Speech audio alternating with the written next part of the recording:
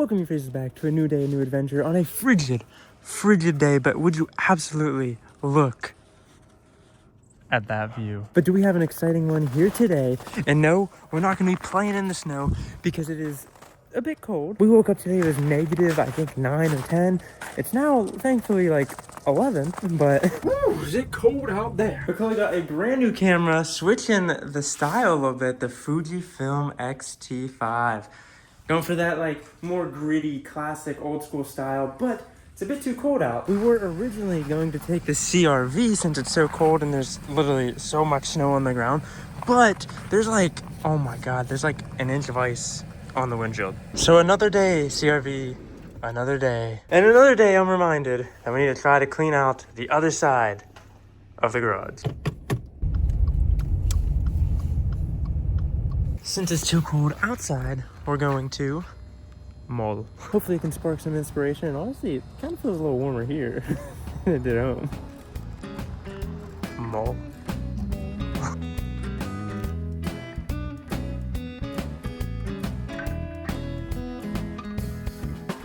First place we stopped to take photos is, of course, this bookstore here where you can buy used books. The first book I picked up, The Lion in the North. It's about a personal view of Scottish history. Of course it is. First little photo session at the bookstore. What do you think of the new camera? I don't know. You don't know.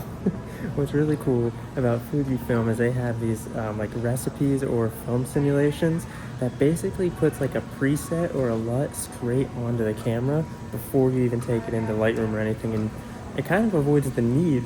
It's kind of just like pick it up, take a picture, and go. And that is a very interesting color for a bench. The one thing that sucks is that it's so cold outside. I mean, it's already dark and it's like 5:30. Everything is just closed.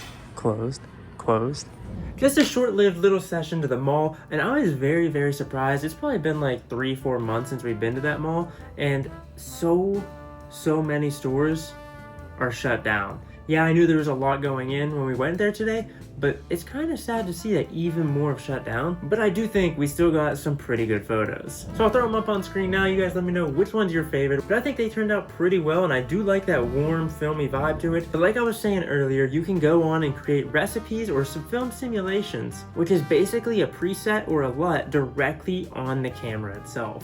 You can create your own style, own look, and create your own recipes yourself on the camera. You can also go on TikTok and look up Fujifilm recipes and just find one that you like, copy the settings over into the camera and create that preset and save it for yourself. There's also a Fuji Weekly app that you can download that has a lot of the Fujifilm recipes already on it. You can check them out, see what they look like, kind of give them examples, and then be able to copy the settings directly from there straight onto the camera. Now, based on which model Fujifilm camera you get, the recipes that you find on the app or on TikTok or the ones you create may look a little bit different on your model if the creator of that recipe created it on a different model of that Fujifilm. This one, for example, is the Fujifilm X-T5, and I just love it. It looks like an old school film camera. It kind of reminds me of that journalist or that reporter vibe to it. Kind of like something you'd see in the Tobey Maguire Spider-Man. So you can make it look as crisp and as clear as you want, or you can go the complete other route and make it real gritty and grainy and film-like, which is kind of the style I've been attracted to a little bit more recently. But I did want to give you guys just a quick overview of the camera. If you want a more in-depth review, we can also do that, but just want to go over real quick first impressions, things I'm seeing, things I like. Number one, we only got it today, but build quality. This thing feels very sturdy, very durable.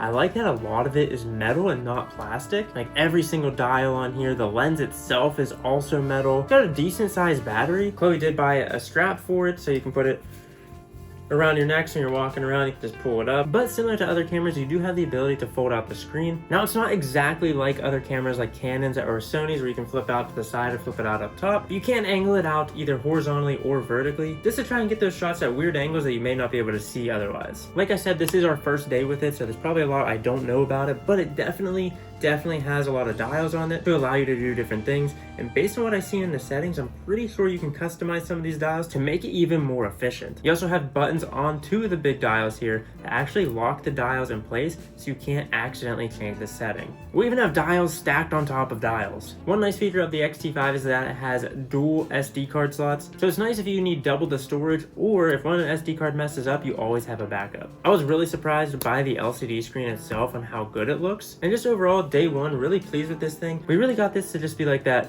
take it on the go, traveling around, pull it out of your bag, take a shot, and keep on going. And another thing that's like attracting me to like this style of camera and having the recipes already built into the camera just makes it so nice that you don't have to take it into Lightroom or Photoshop and fix everything and make everything absolutely perfect. Like if we were walking around with like the Canon R6, in my head I think every photo has to be absolutely perfect. Whereas this, you can make it as perfect as you want, you can make it as gritty and grainy as you want. There's a whole spectrum of photos and styles that you can go for. And I kind of like being able to just grab, take the photo and go. Don't have to port it over into Lightroom, you just straight from the camera to your phone and it's done. And there's just something nice and refreshing about just capturing the moment and not having to sit down at the computer later to go back through and edit it to get it to look a different way. So that's just my quick sit down look and first overview and impressions on the Fujifilm X-T5. But if there's anywhere that you think we should travel, take some photos and make some good vlogs with them, you guys let me know down below in the comments. Hope you guys did enjoy this one. If you did, be sure to leave a like, subscribe, dim bell for notifications.